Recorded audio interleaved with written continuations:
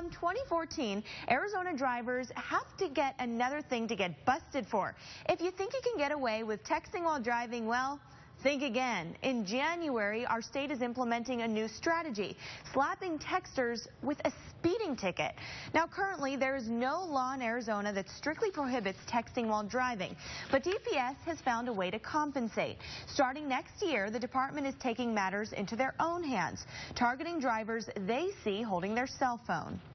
The DPS has said we're going to go ahead and take a law against speeding and shoehorn texting into that law, and that's 28701 of the Arizona statutes. Now, according to Scottsdale attorney James Arrowood, if you're seen texting while driving, you can get a speeding ticket with an increased fine. Now, you may be wondering, how can DPS even do that?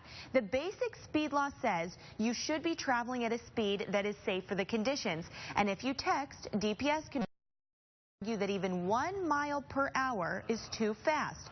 And considering studies say texting while driving is just as dangerous as drinking while driving, Arrowood says DPS will take this very serious. Texting is one of the worst areas for that because it takes your eyes off the road, it takes your hand off the road, at least one hand, and you're thinking about whatever it is you're looking at in the text. The police are going to be able to come up, and if they see you on your phone, especially like this, and we've seen it, they're going to pull you over and they're going to give you a speeding ticket, and then you're going to have to try and defend that and say, well, I wasn't speeding, but I was texting, and I don't think a judge is going to like it no matter what you say. Yeah, I don't either. About 41 states currently have laws banning texting while driving.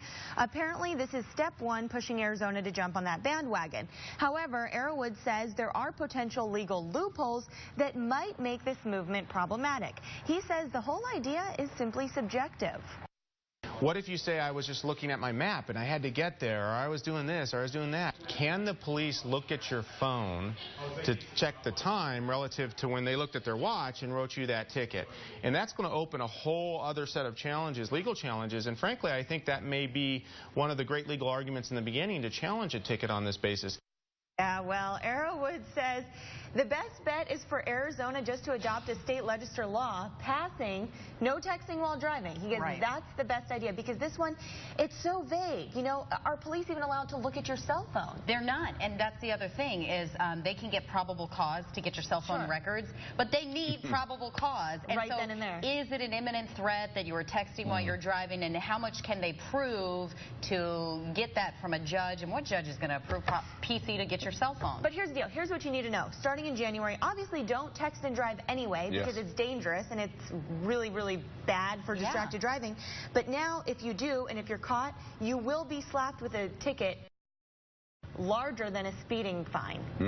It's, you know, as much as I want to argue this, it's like an addiction. That phone in your hand. Put it down. So, yeah, anything that'll stop that is a good thing. I think it's just because commutes are so long across the valley. It's dead time. You feel like it's something to do. Don't do it. Don't do it. Turn on the radio, people, but do it when you're not driving. Okay.